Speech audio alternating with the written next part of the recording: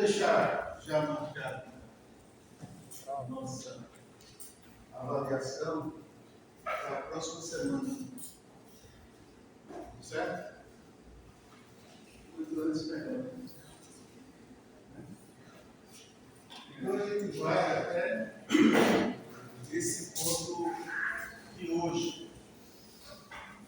Veja só, eu iniciei aqui um tópico com o título de Federalismo Fiscal. Nós conhecemos essa distribuição política no Brasil como o Estado Federal, a República Federal do Brasil, e que está organizada de forma a manter um órgão central, que é a União Federal, e órgãos autônomos, estados, municípios do Brasil, com autonomia administrativa e autonomia financeira. A abordagem em termos de federalismo fiscal é como, e nós vimos nas primeiras discussões, que a sustentação do Estado brasileiro se dá pela via da arrecadação de tributos.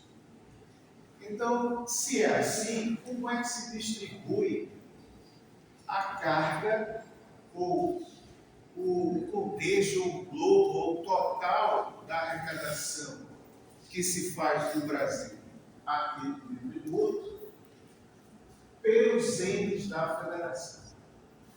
Então, essa distribuição ela vai se fazer de duas formas: pela competência tributária e pela repartição do produto da arrecadação.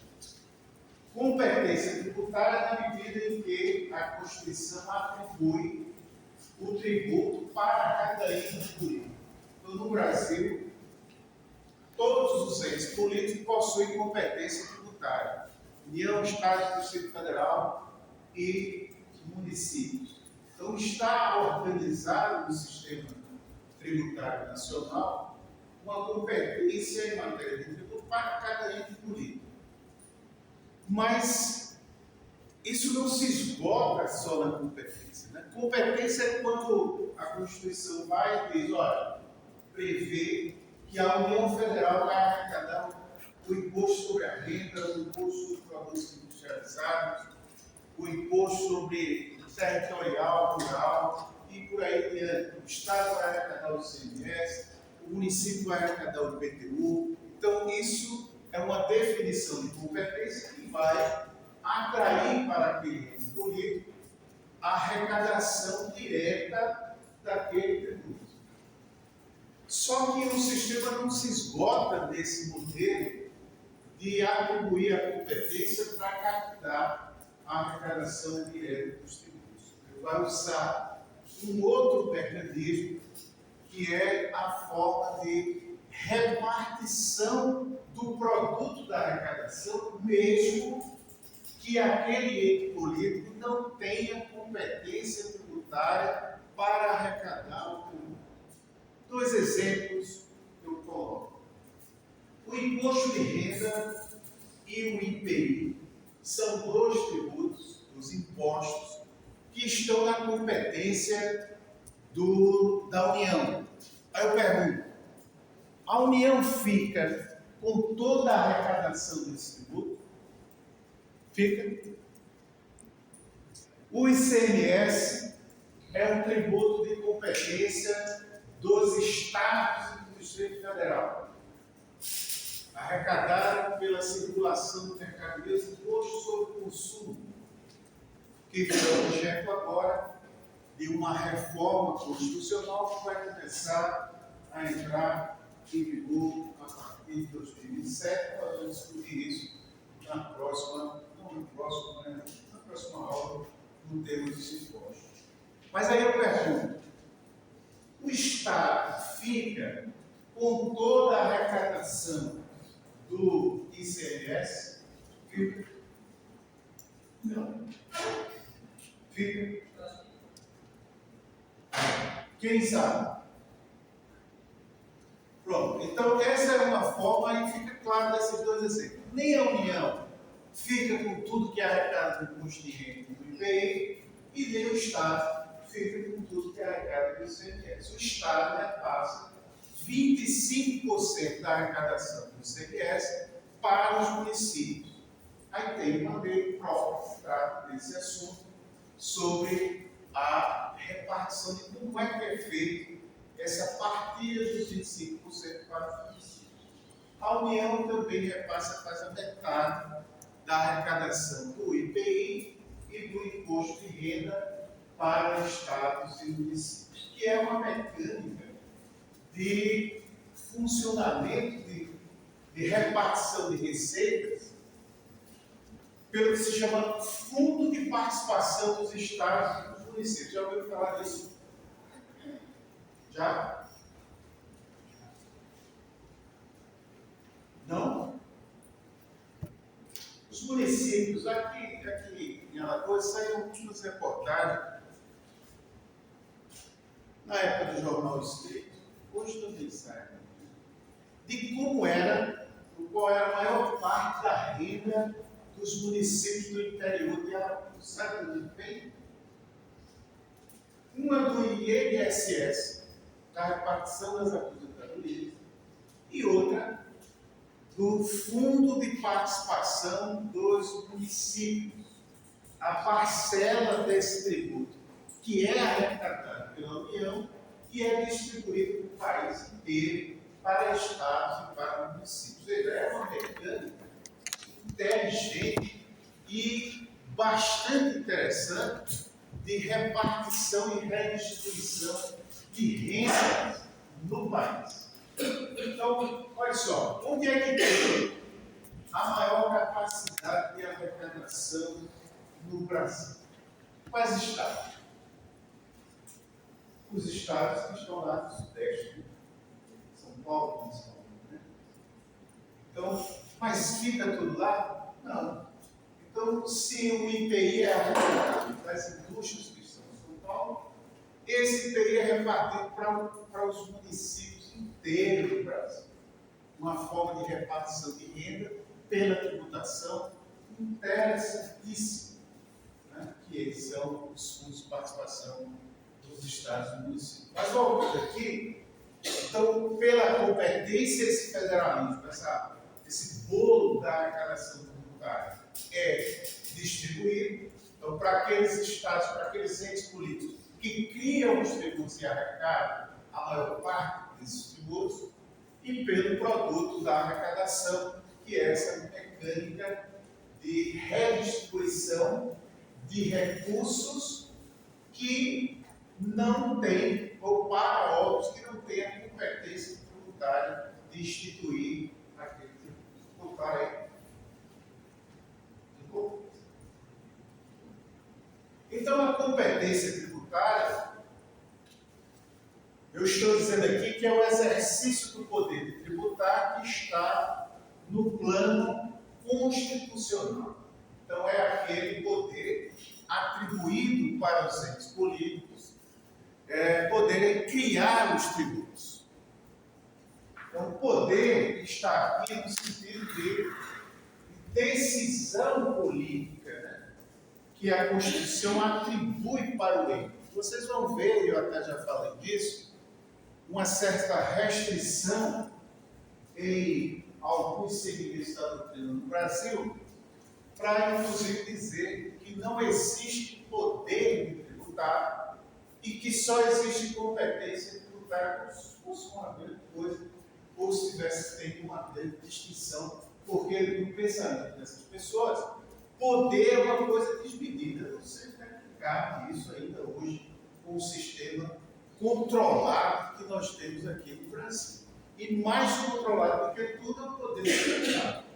Então, o poder de tributar que é uma decisão política do Estado, do ente político, mas que essa decisão se dá através de vias jurídicas. Então, só é possível criar um tributo mediante lei que requer um projeto de lei a ser enviado para o Congresso Nacional, que vai controlar o poder que tem a iniciativa, que é o poder executivo, para aprovar ou não aprovar determinado tributo ou aumento de tributo. Além disso, ultrapassado o controle do poder legislativo, tem um controle do poder judiciário extremamente forte nessa matéria, que é a matéria do direito tributário, extremamente constitucionalizada no Brasil. Conversava agora com o professor Hector Gonçalves sobre o tema da reforma tributária, e que é uma coisa interessante que acontece aqui no Brasil. Então, a reforma tributária é uma revolução no sistema da tributação que possui no Brasil. Mas, ao mesmo tempo, não define quem é que vai julgar, desde logo, as controvérsias em matéria tributária da reforma tributária. Ora, se você está num ambiente extremamente judicializado, como o do direito tributário, se a gente for olhar percentuais, os percentuais mais elevados de controle de constitucionalidade do Supremo Tribunal e dos tribunais do Brasil. Ora, esse assunto já é real.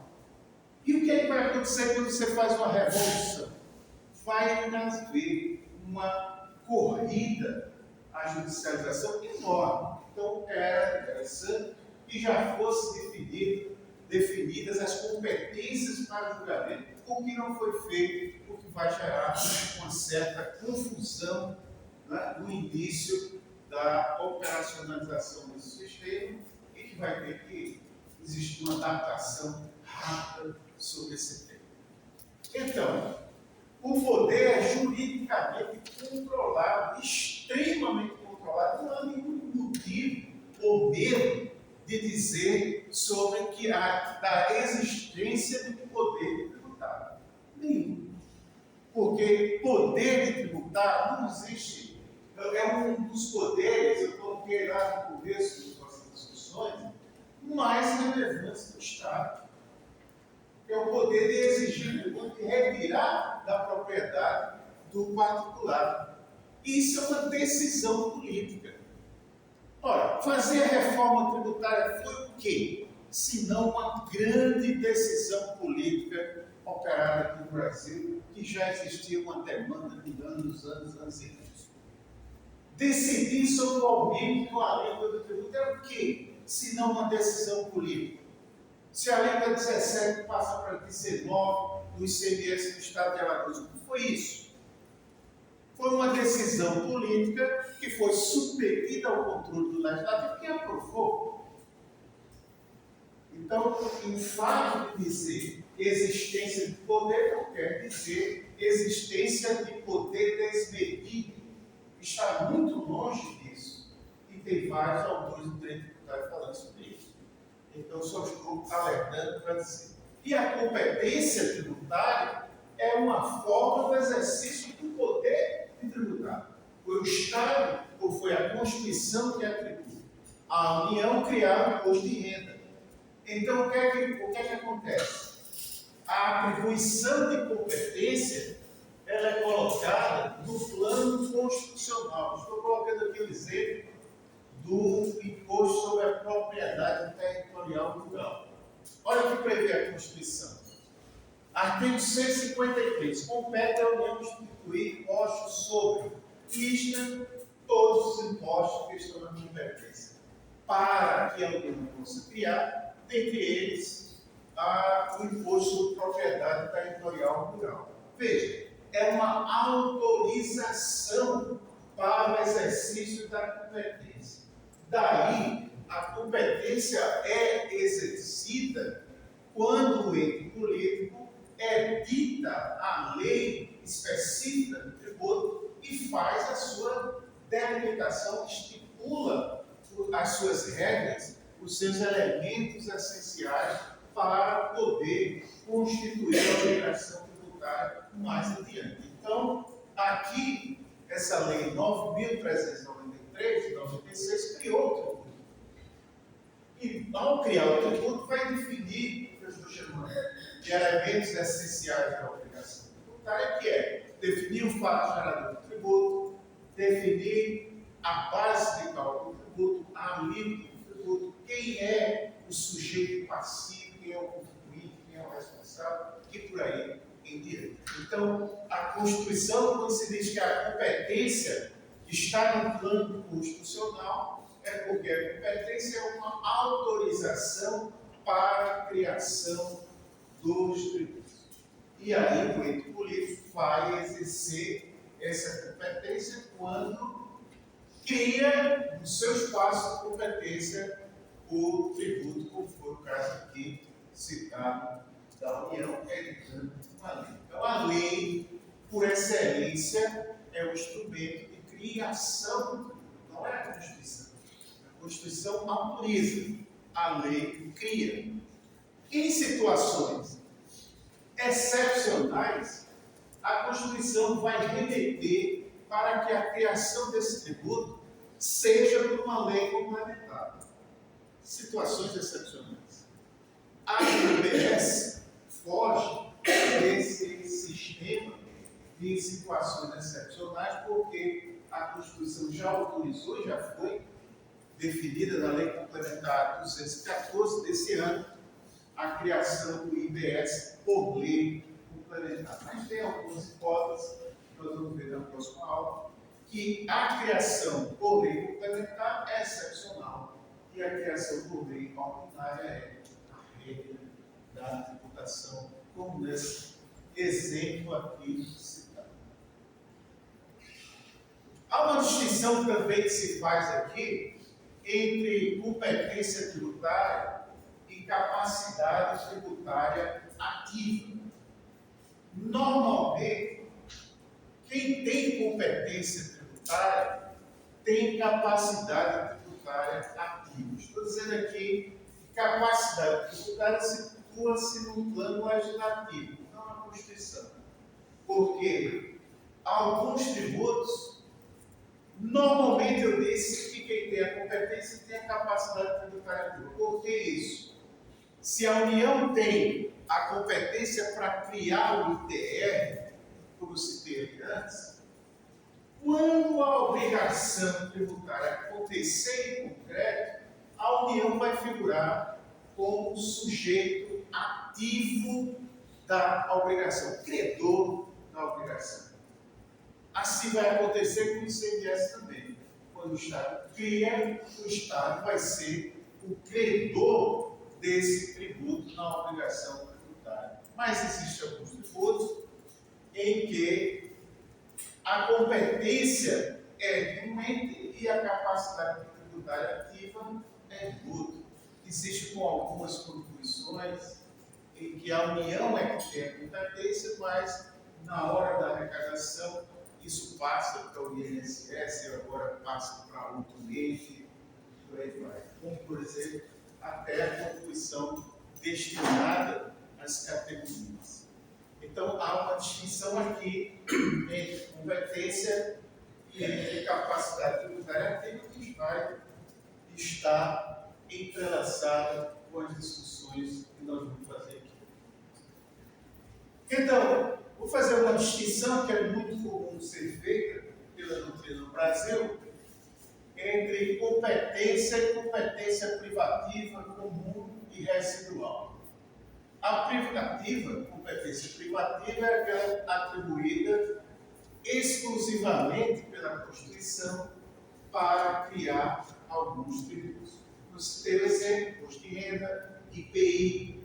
Então, a Constituição autorizou somente a União a instituir esses tributos. E por aí em diante. A doutrina faz uma referência diferenciada para o ICMS, para dizer que esse tributo, pela sua forma de organização do país, ele tem que ser instituído de forma a que não estaria na escolha do ente político criar ou não esse tributo, que nós vamos ver daqui a pouco, que é a discussão sobre a facultatividade ou obrigatoriedade do exercício da competência tributária. Mas privativa, aquela que a Constituição atribuiu especificamente para os entes políticos, comum àquelas em que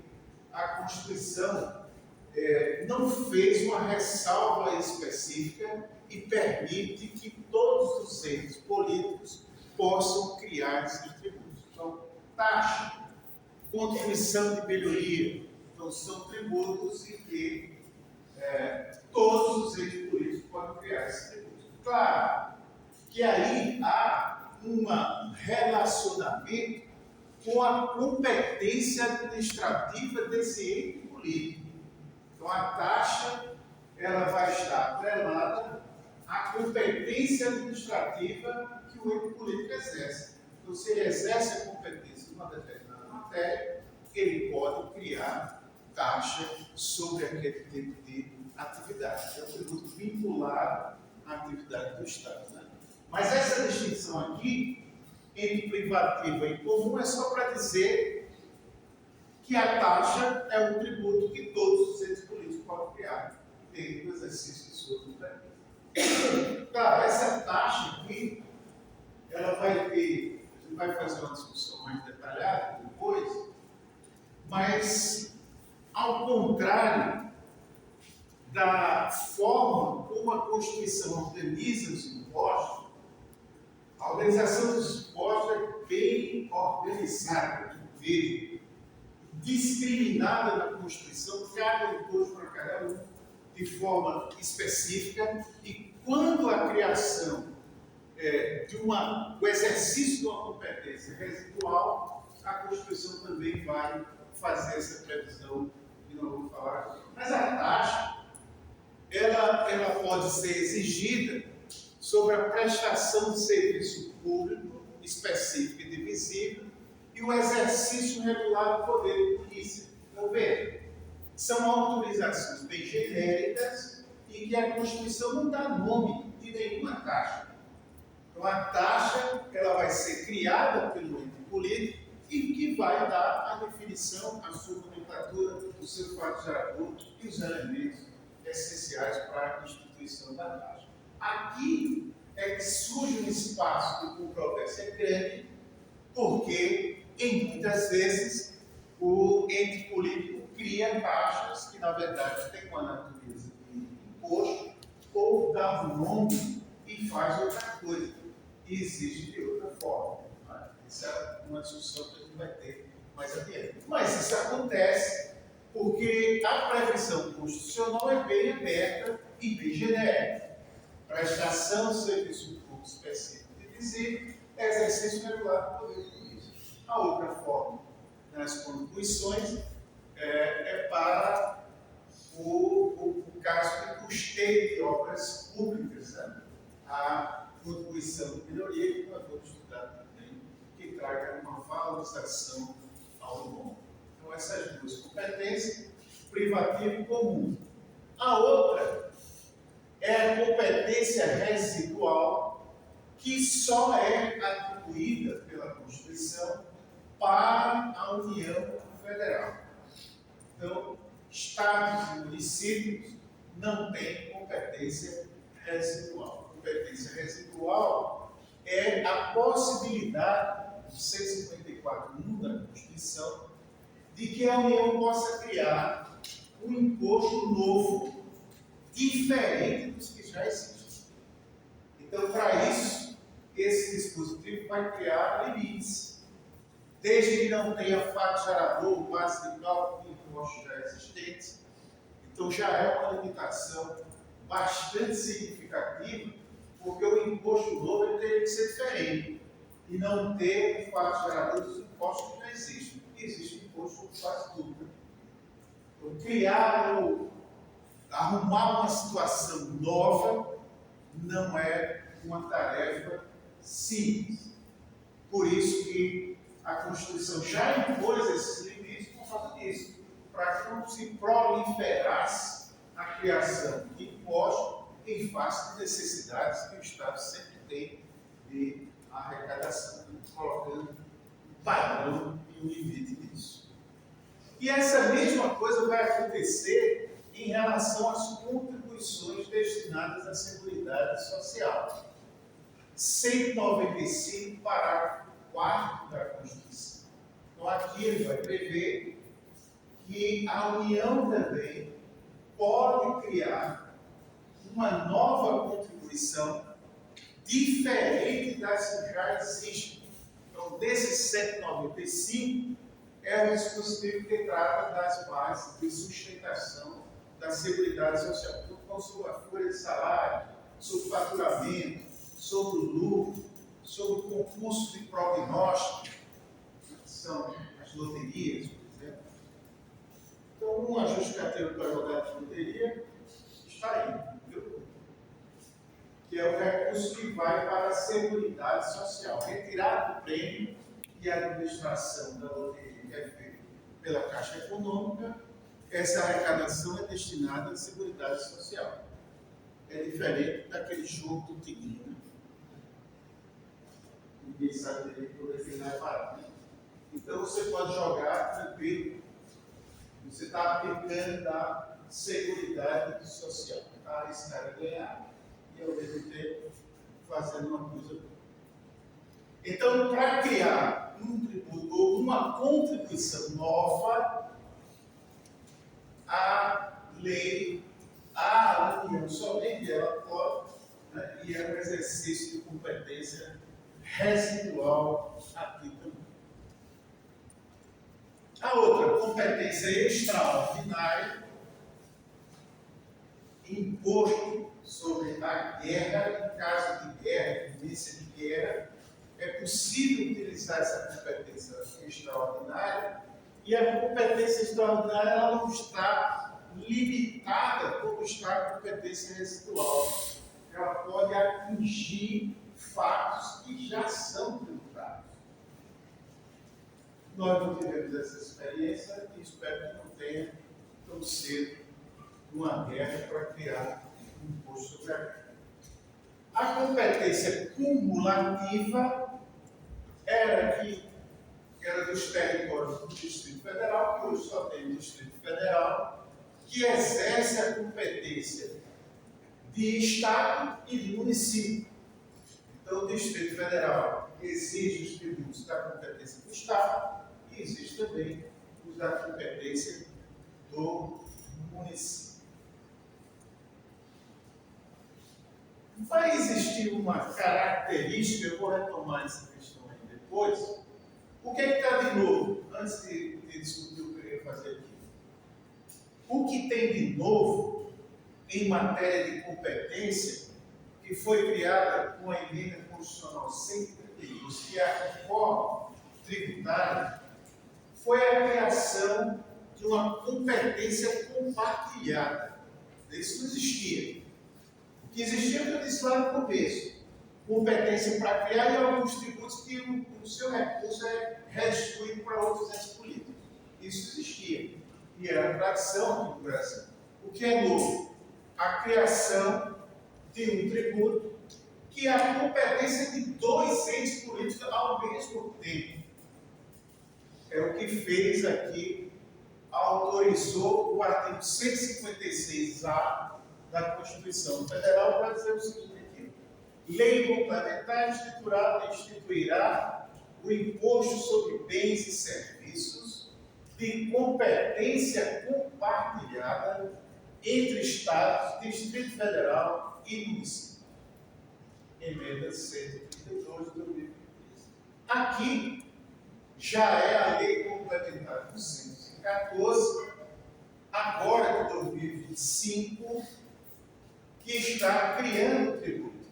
Ficam instituídos o IBS de competência compartilhada entre Estado, Distrito Federal e município.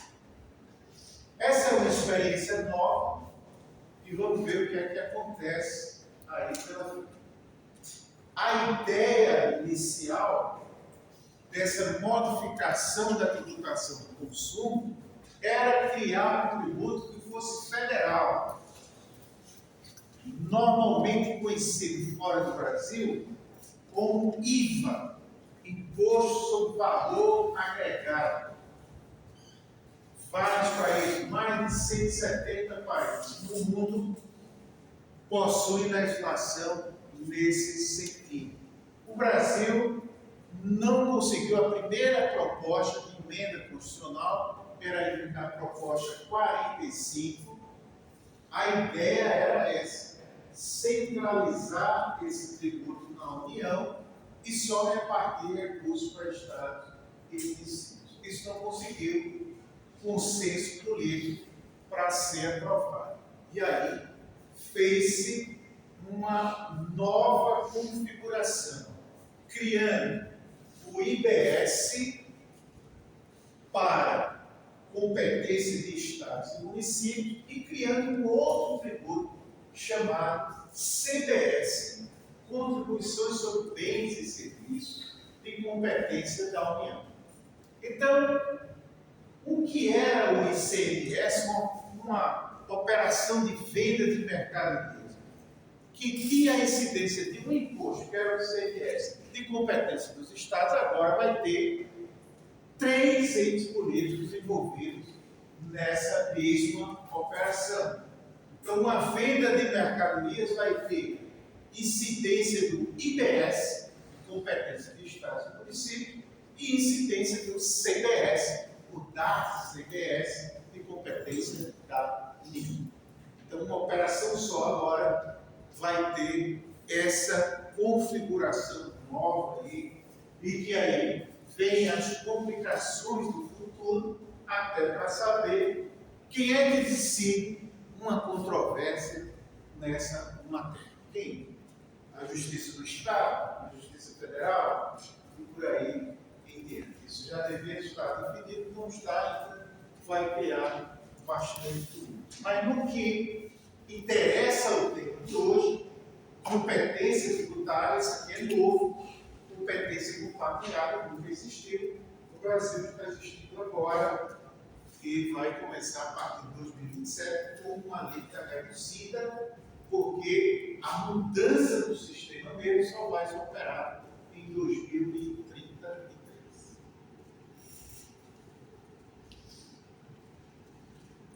Características da competência. Compreende, isso está no Código Tributário Nacional, no artigo 6º.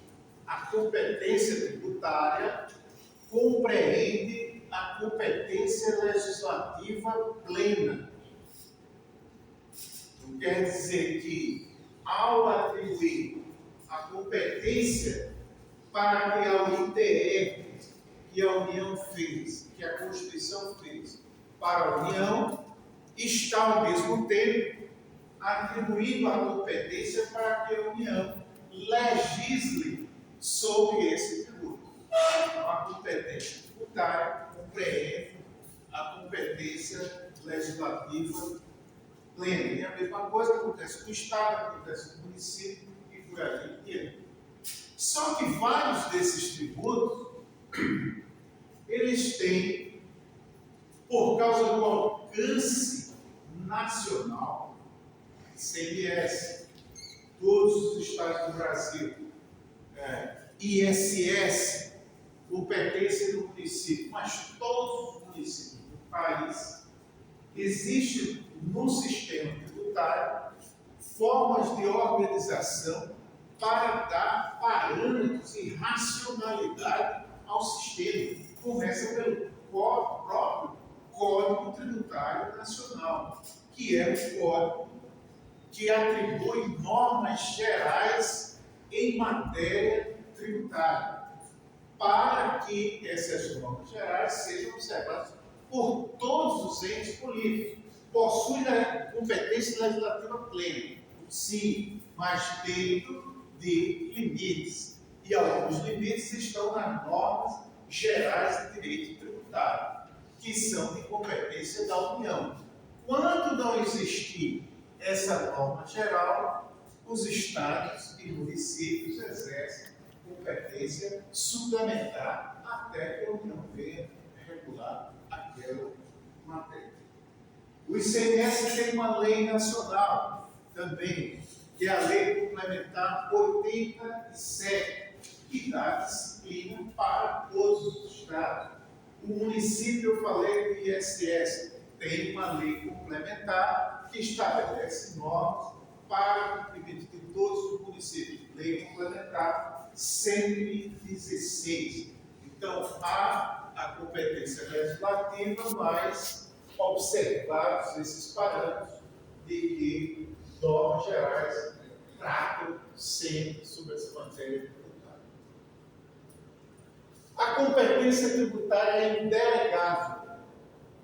Quer dizer, o ente que possui competência tributária não pode denegar essa competência para outro.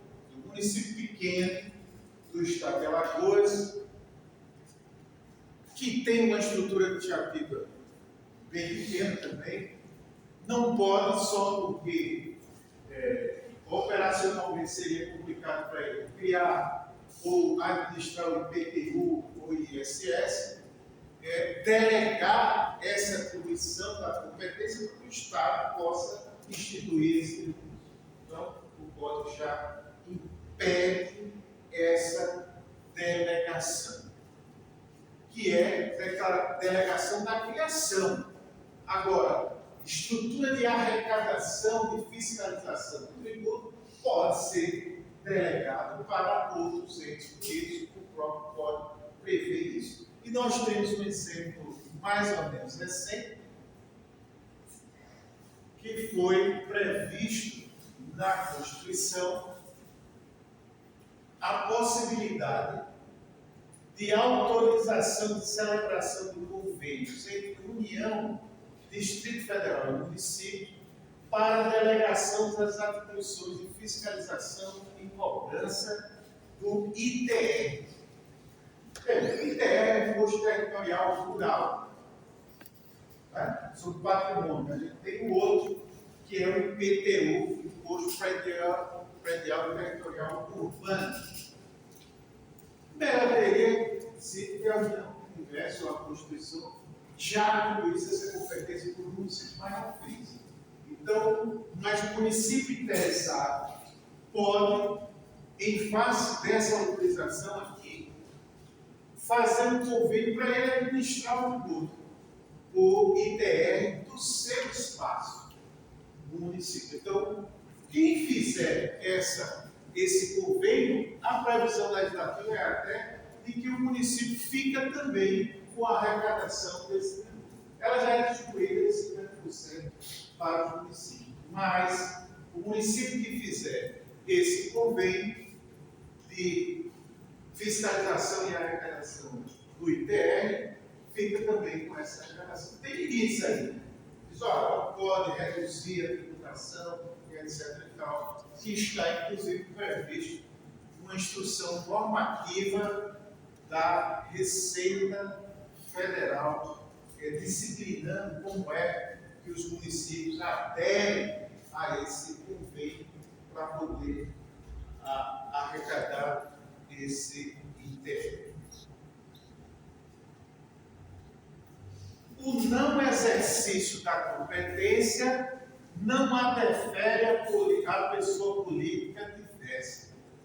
Esse é um outro que completa o anterior. Ele diz, olha, se o ente político não exerce a competência tributária, o outro não pode entrar no lugar dele.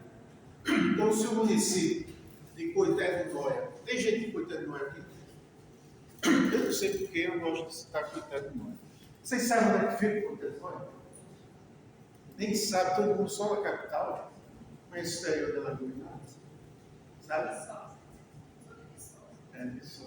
Mas o Sol é longe. Não é perto de Arapiraca. O resultado. Se Coité do Nóia não exercer a competência de via ISS, que é uma questão difícil, porque vai ter pouco ISS lá, o Estado não pode ingressar no lugar dela.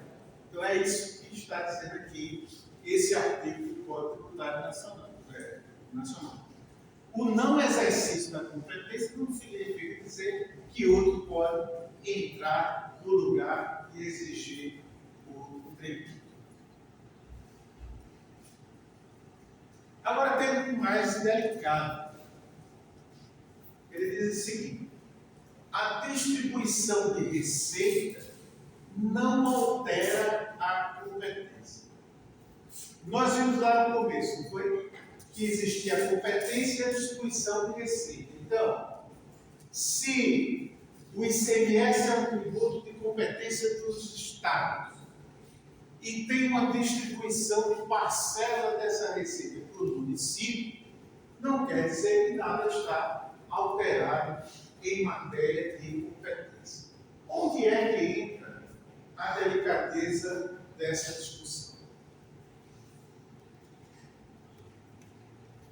É que isso vai acontecer, as controvérsias que estão narradas logo aqui depois.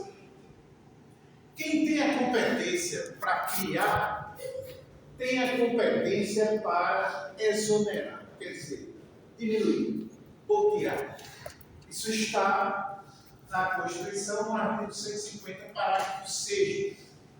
Então, quem tem a competência para criar, que cria, diminui. Como é que diminui o tributo? Concedendo benefícios tributários ou financeiros. Os benefícios tributários são aqueles que vão até o cumprimento da obrigação tributária, até o pagamento. Então, até aí, é um benefício tributário. Depois daí, tem um benefício financeiro que pode ter de restituição de tributos e etc. Então, como é que faz? Elimina completamente a tributação. Isenção. A isenção é uma exclusão do crédito tributário. Se uma determinada venda de mercadoria está isenta do ICMS, significa dizer que o imposto não vai ser pago pela operação. Então, retirou completamente o tributo. Existem outras técnicas de concessão de benefício. Redução da base de cálculo. A base de cálculo do ICMS é o valor da operação. Então, vamos dizer que o valor da operação seja R$100 de uma determinada mercadoria, computador. E aí se resolva diminuir a tributação do computador para o ICMS. O que é que poderia fazer? Reduzir a base de cálculo em 50%. Então, a venda ia ser 100, mas a consideração em relação ao tributo ia ser só 50. É uma forma de diminuir isso. Também poderia diminuir 50% através da alíquota. Então, se a alíquota é 19, eu posso diminuir a metade dessa alíquota e dizer que a alíquota dessa operação é diferente. E por aí vai. Um benefício financeiro é depois. Depois de pago o tributo, existem técnicas assim, que o Estado devolve 20% do imposto pago. Aí já seria um benefício também, mas um benefício de natureza financeira. Tudo isso está nesse contexto de benefícios fiscais. Então, e quando se concede um benefício fiscal de um tributo que é partilhado? Olha, imagine que o Estado de Alagoas concedeu um benefício fiscal num segmento importante aqui do Estado que vai reduzir 100 milhões do ICMS. Ele vai deixar de arrecadar, porque o benefício fiscal que tem é uma renúncia de receita. Sim, mas se ele conceder um benefício que vai deixar de arrecadar 100 milhões, 25 milhões seriam repassados para os municípios. Então, os municípios têm legitimidade para questionar esse incentivo, para dizer, olha, o Estado pode renunciar a parte dele, mas a minha não pode. Eu tenho uma cota parte dessa arrecadação prevista na Constituição, eu quero a minha parte. Poderia ser feito isso? Entenderam aí a discussão? Que é o município partilhado. A mesma coisa vai acontecer na União. Então, teve uma decisão do Supremo que criou bastante confusão nesse tema, que foi essa aqui. Recurso extraordinário 572.762, que chegou até essa conclusão. Era uma súmula vinculante que ia sair e acabou não saindo. Depois procura aí para ver se ela sairia certinho. E a conclusão era essa aqui. É inconstitucional lei estadual que, a título de incentivo fiscal, retém parcela do ICMS pertencente aos municípios. Isso foi um recurso de Santa Catarina, uma discussão que aconteceu lá, e o Supremo acabou decidindo que a decisão não é muito boa, quer dizer, não é nem boa, não é muito. Então, às vezes se faz uma discussão sem olhar dispositivos básicos da legislação tributária. Se você vai ler esse acordo, então a discussão lá está no plano geral da Constituição e parece que ninguém leu o Código Tributário que tinha uma regra direta sobre esse assunto. Até uma piadinha saiu, dizer que ninguém poderia fazer festa com o chapéu ali. Até isso está dentro do artigo. Então, para dizer o quê? Estaria esse acordo reconhecendo uma autonomia a essa parcela dos municípios. Na feição que eles deram nessa decisão, o município teria direito à parcela dele e que o Estado não poderia fazer festa com o chapéu lá do município. Está pedindo, acho que não sai mais, porque na próxima eles já mudaram isso. O que foi que aconteceu aí? Não leram o artigo do Código Tributário Nacional, que não é mencionado em momento nenhum nesse acordo. E o que diz o texto lá? Artigo 6º do Código. A distribuição de competência, de receita, não altera a competência. Então, o fato de haver distribuição de receita não quer significar que o ente político perdeu autonomia sobre o tributo que é da sua competência, mesmo que haja reparação de recursos. A reparação de recursos vai acontecer quando o recurso for arrecadado. Se ele não for arrecadado, não tem por que ter reparação de recursos. Mas a compreensão e a interpretação desse artigo deu foi inversa. E isso provocou uma corrida ao judiciário. Atenção lá. Satuba, município de Maceió, e começaram o município a dizer, ó, Maceió tem um programa chamado Prodecim de incentivos fiscais há mais de 30 anos. Então os municípios começaram a entrar com uma ação judicial para dizer, eu quero que pague. Eu não participei dessas concessões de incentivo. Quando o Estado concede o incentivo, renuncia a receita e está renunciando um pedaço aí que é meu. Quero que o Estado seja condenado para me restituir essa parte que é minha. Eu sempre achei muito equivocada essa decisão. Por quê? Porque às vezes você está com uma questão, veja, o Supremo é muito complicado. Ele está julgando uma matéria que envolve a Constituição e essa matéria se atrela a outras.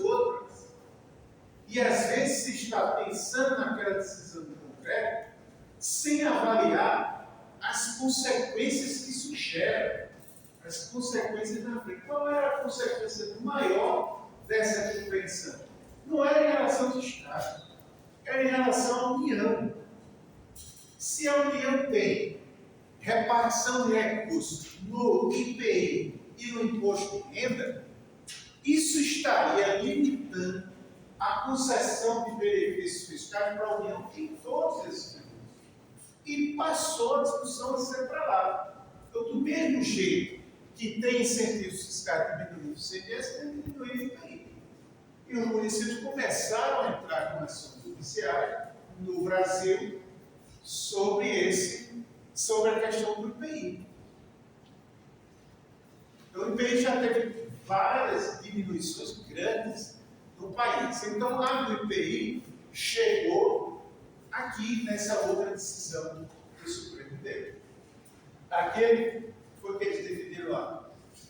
É constitucional a concessão regular de incentivos, benefícios e isenções fiscais relativos ao imposto de renda e o imposto sobre produtos industrializados, por parte da União em relação ao Fundo de Participação do Estado. Então, nesse aqui, ele nega o que está no outro, porque, na verdade, o problema maior não estava na concessão de incentivos pelos Estados, mas pela União. Então, toda a diminuição de tributo em relação ao imposto de renda e ao IPI ensejar a discussão dos municípios, porque isso diminui a cota de participação dos municípios no país. Então, significaria, essa primeira tese, significaria limitar sensivelmente a concessão de benefícios fiscais por Estado e por município pela União em relação ao imposto de renda e ao IPI. Então, nessa segunda decisão, a coisa se aclarou um pouco mais e se viu que o problema era muito maior do que essa decisão anterior. Então, nessa segunda, ele segurou o texto que está aqui no código. Então, a distribuição de receita não altera a competência. Então, só vai haver a repartição de receita para os beneficiários dessa repartição quando houver arrecadação. Se ela não existir, não há por que ter que se preocupar com a repartição. Faz parte da mecânica do tributo.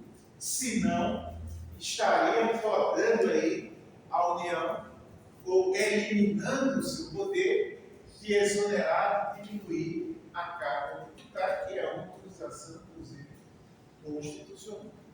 Entenderam aí? Posso perguntar com força. Né? Vou botar isso aí.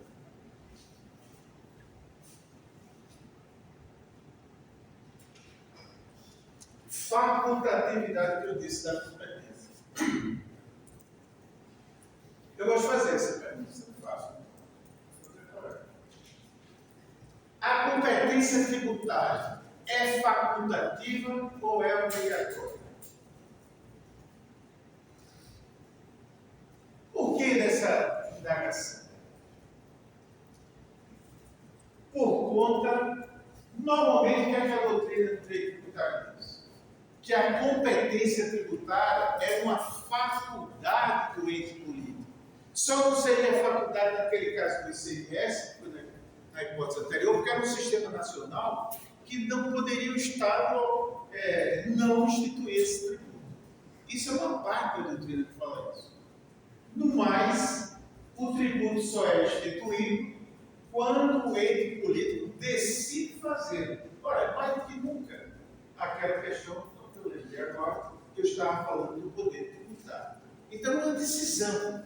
Veja, foi feita aquela duplicação ali, indo para o francês, né? Não, no Estado. Vocês tiveram notícia de contribuição de melhoria instituída pelo Estado?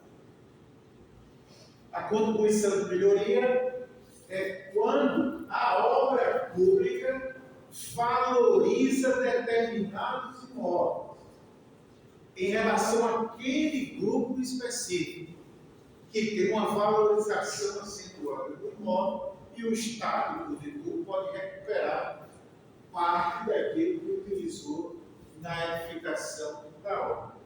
Mas por que não foi instituído aquele francês?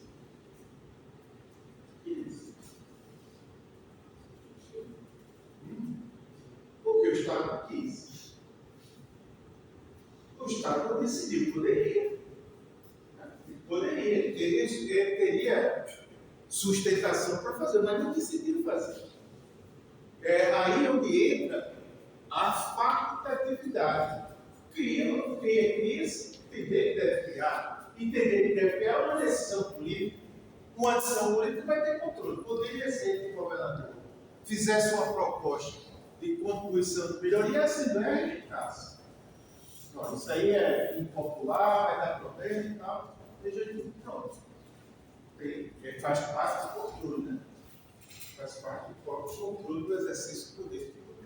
Então, a lógica inicial é essa. A instituição do tributo só se dá por decisão política do Estado. Tem uma caso que eu até separei ontem para trazer aqui para vocês, bastante interessante. Está aqui. Ação direta de inconstitucionalidade por omissão 55 DF. Imposto sobre grandes fortunas. O que é que está alegando aqui? Foi PSOL, o partido que ingressou com essa ação. Olha o que eu estou dizendo aqui. O porquê isso, né? Porque o imposto sobre grandes fortunas está listado na Constituição, artigo 153.7. 153 é o artigo da Constituição, aquele que está o ITR, estão os outros impostos que a Constituição autoriza a ampliar, o INPI, IOF, e esse imposto sobre grandes fortunas não foi criado.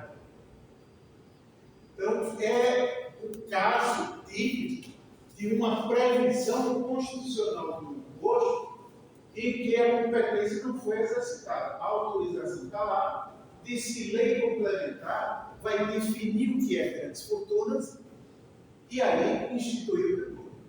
Desde o título. Então, foi o que o pessoal provocou aqui no Supremo. Diz, olha, no caso do imposto sobre grandes fortunas, o dever constitucional de legislar está previsto no artigo 153.7 da Constituição. Este é informar que compete à União instituir imposto sobre grandes fortunas nos termos de lei complementar. Não faz, olha aí, mera recomendação, tampouco atribui a discricionariedade do legislador à regulamentação à norma constitucional. Então, o que ele está dizendo aqui? Que teria o dever de legislar, né? Que a autorização constitucional leva ao dever de criar esse tributo. E depois que há uma mora no atraso, uma mora inconstitucional também clara, houve o transcurso de mais de 30 anos, desde a promulgação da Constituição, para que fosse editada a lei, não foi. O simples fato de existir projetos de lei em curso no Parlamento, que regulamentem a norma constitucional, não afasta a mora inconstitucional, já que, como projetos de lei, possui mera potencialidade de adentrar o ordenamento jurídico. Então, o que é que o partido quer? Está dizendo que há uma obrigação, dever de legislar, que não foi cumprido há mais de 30 anos, e quer que o Supremo reconheça essa omissão inconstitucional. O que é que acha disso? O que acha? Acho que está errado essa constitucionalidade. Eu acredito que tenha o Estado é facultativo ao não é obrigado a legislar. Como você falou, a questão política.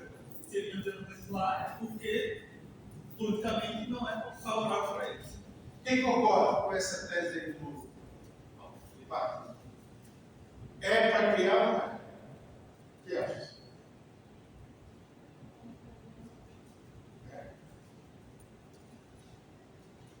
E aí? Isso. Agora, teremos que encontrar você está com a